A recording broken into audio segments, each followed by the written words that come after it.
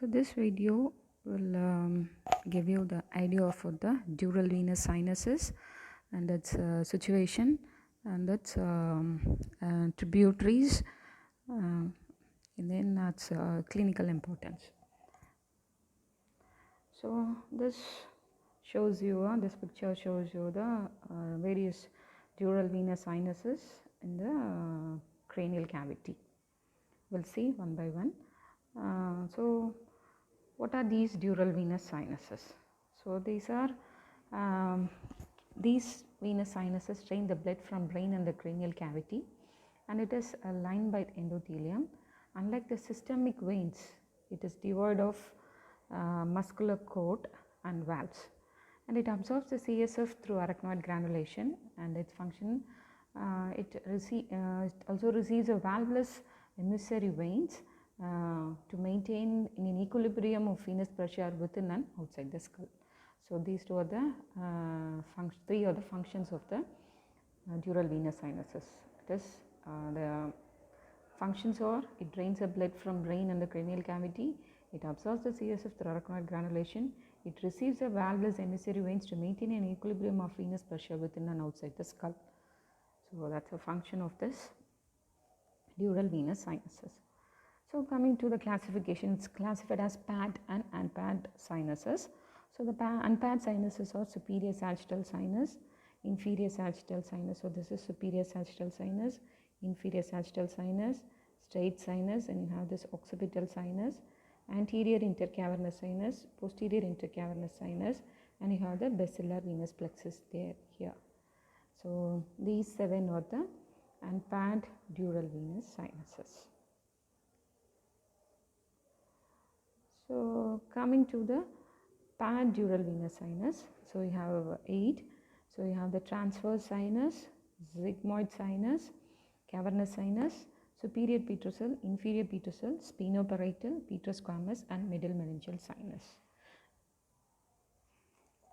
So we'll see first the unpad sinus, that to the superior sagittal sinus. So where it is situated? So superior sagittal sinus is situated along this.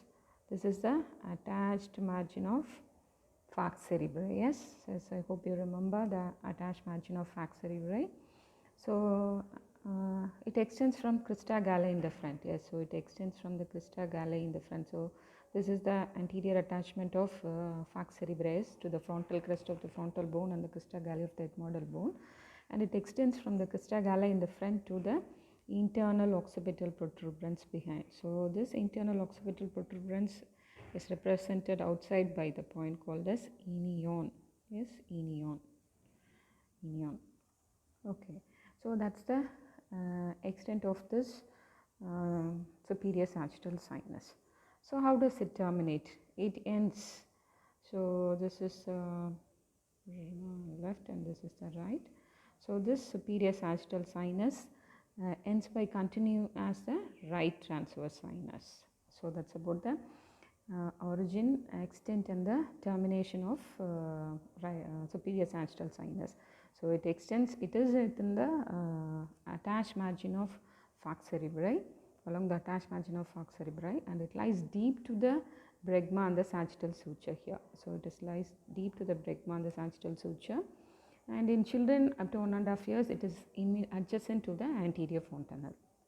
Okay, so it extends from the crista galli in the front and extends as far as the internal occipital protuberance, and it ends by so and the picture on the left side is the sagittal section, and the picture on the right side is the view of the cranial cavity from above. So this also it terminates, the superior sagittal sinus terminates by continuing as a right transverse sinus. And here this point where it's a junction of the falx cerebri and the tentorium cerebelli, I told you that's the internal occipital protuberance. There is this point is the site where 3 dural folds meet, that is falx cerebri, tentorium cerebelli, and falx cerebelli. And also here is this is a point where the 5 dural venous sinuses meet. So that produces a dilatation called as confluence of sinuses. confluence of sinuses where the 5 sinuses communicate. Okay, so one is the superior sagittal sinus, next is the straight sinus, and third one is the left transverse, right transverse, and the occipital sinus. Okay, so these are the 5 sinuses which terminate there. That is the confluence of sinuses. Okay, so that's about the superior sagittal sinus. So coming to the tributaries of superior sagittal sinus. Superior sagittal sinus, so you have 10 to 12 thin wall superior cerebral veins. So 10 to 12 thin wall superior cerebral veins that opens against the flow of blood of the sinus. Okay, so that is the tributary of superior sagittal sinus. Yes, you can see here cerebral veins. So that is the superior sagittal sinus here. Yes, so this is the superior sagittal sinus here. Here the tributary of superior sagittal is 10 to 12 thin wall superior cerebral veins which drain into the so these are the tributaries which drain into the superior sagittal sinus. So this veins has to cause the subdural space to enter the sinus through the dura mater, and these veins enter the sinus obliquely. So it enters the sinus, it enters the sinus obliquely, so that their openings are directed anteriorly. So these the tributaries of superior sagittal sinus are 10 to 12 thin wall superior cerebral veins. It has to cross its subdural space to enter the sinus through the dura mater, and these veins enter the sinus obliquely, so that the openings are directed anteriorly. So this feature, this unusual feature, helps the superior cerebral veins to remain patent. Okay, so that's the tributary of superior sagittal sinus, tributaries. That is the what's that? 10 to 12 thin walled superior cerebral veins.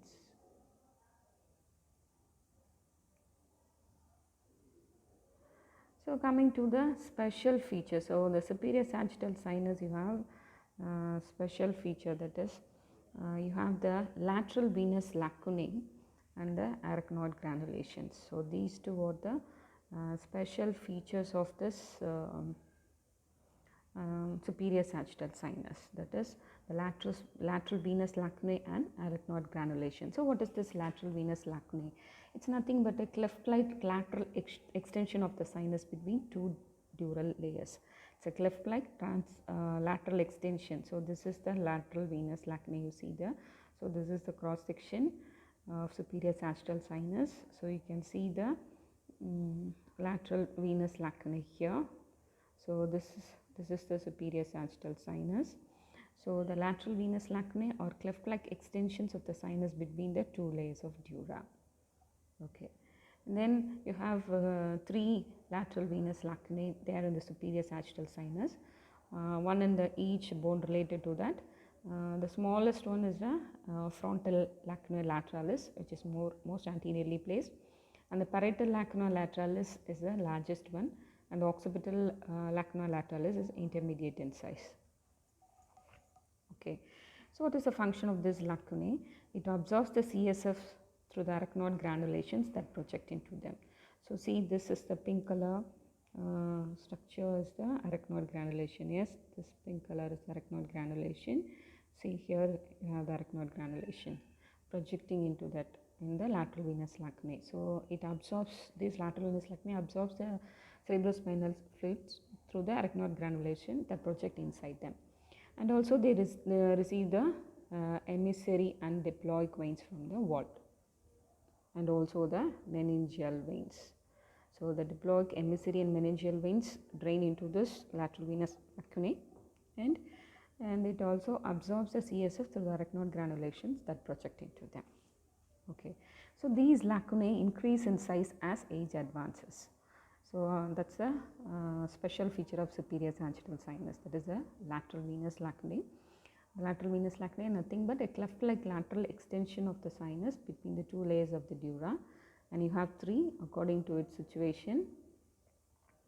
Yes, according to situation you have 3 one small in the frontal, parietal is the larger and occipital is the intermediate, and the function of these lateral venous lacunae is to absorb the cerebrospinal fluid that project into them, and also they receive the diploic and meningeal veins. And the next special feature is the arachnoid granulations. So these are nothing but projection of arachnoid matter into the sinus. Yes, projection of arachnoid matter into the sinus, and these are present in more numerous in the superior sagittal sinus. Okay, more numerous in the superior sagittal sinus. Okay, so this is the arachnoid granulation that projects into the so this one arachnoid granulation that projects into the superior sagittal sinus. They are more numerous here, and then when it is when these projections are microscopic, you call it as arachnoid villi. So when this projection of this arachnoid matter into the superior sagittal sinus, you call it as arachnoid granulation. When it is macroscopic, it is granulation. When it is microscopic, you call it as arachnoid villi. Okay. So in the early life, these villi, only villi are present, that is microscopic structure is you can see only under the microscope. And later ages, as age advances, these granulations develop and become macroscopic. And in old age, it becomes so large that it produces pits on the inner surface of the skull. As I hope you remember the vault of the skull where you see the pits in the vault, that you call it as granular fovea, that is produced by this arachnoid granulations. So and then what is the function of these arachnoid granulations? As you all know that it's a site of absorption of CSF from subarachnoid space to the venous blood. So from the subarachnoid space, this is absorbed, the CSF is absorbed into the venous blood via this arachnoid granulations, and it prevents a reflux of blood into the subarachnoid space. So these two are the functions of this arachnoid granulations. Okay, coming to the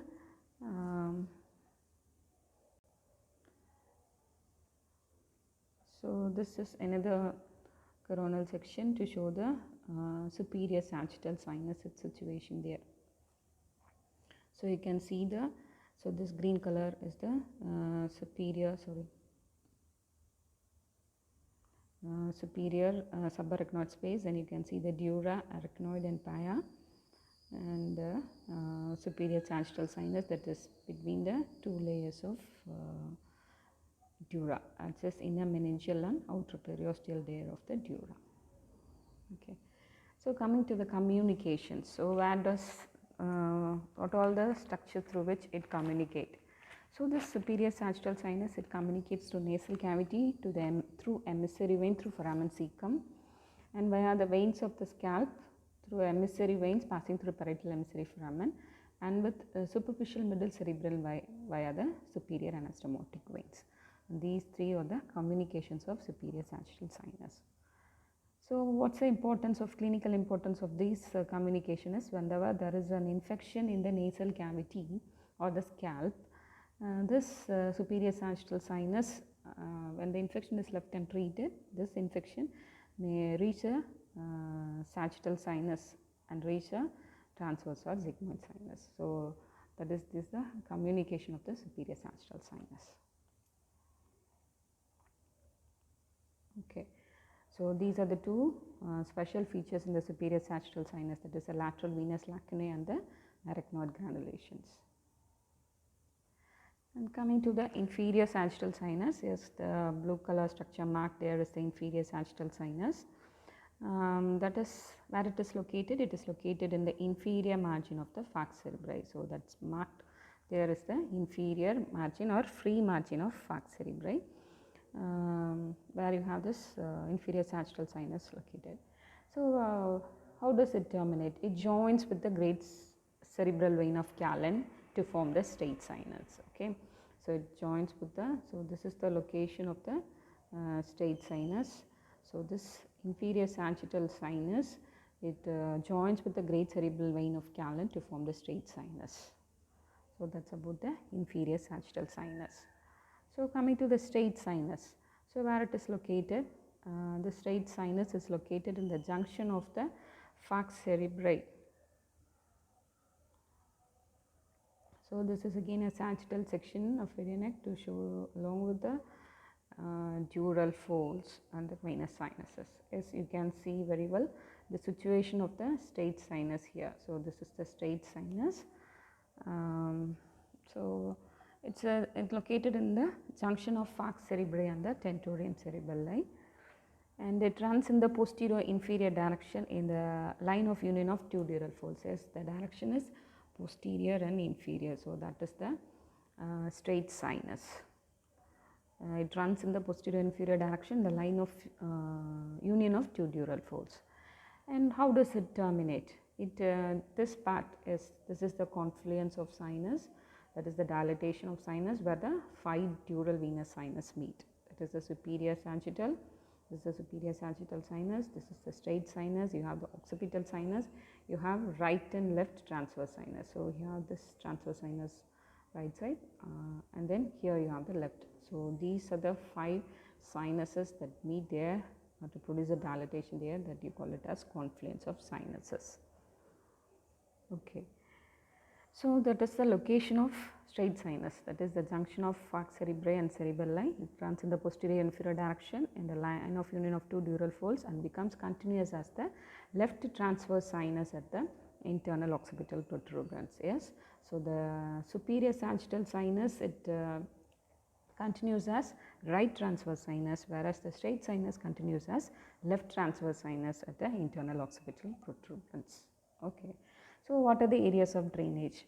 So since it is situated in the posterior cranial fossa, the veins from the posterior and the central parts of the cerebrum and the falx cerebri, tentorium cerebri, all these drain into the straight sinus.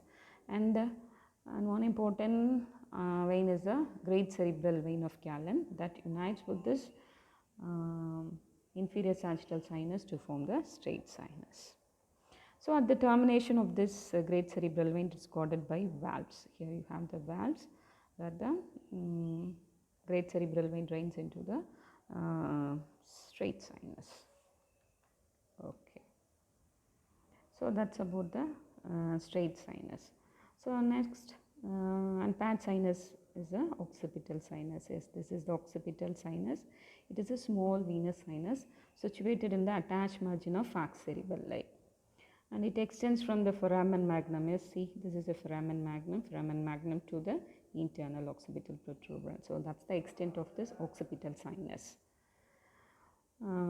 So this anterior end of this occipital sinus, it bifurcates to communicate with the sigmoid sinus of each side, and posteriorly end opens into the confluence of sinuses. Okay, so that's about the occipital sinus. It also communicates with the internal vertebral venous plexus. It communicates with the internal vertebral venous plexus. Okay, so the occipital sinus is a small venous sinus that is situated in the attached margin of the falx cerebri, and it extends from foramen magnum to the internal occipital protuberance. The anterior end of the occipital sinus, it bifurcates to communicate with the sigmoid sinus of each side. The posterior end opens into the confluence of sinuses, and its communication is with the internal vertebral venous plexus. So that's about the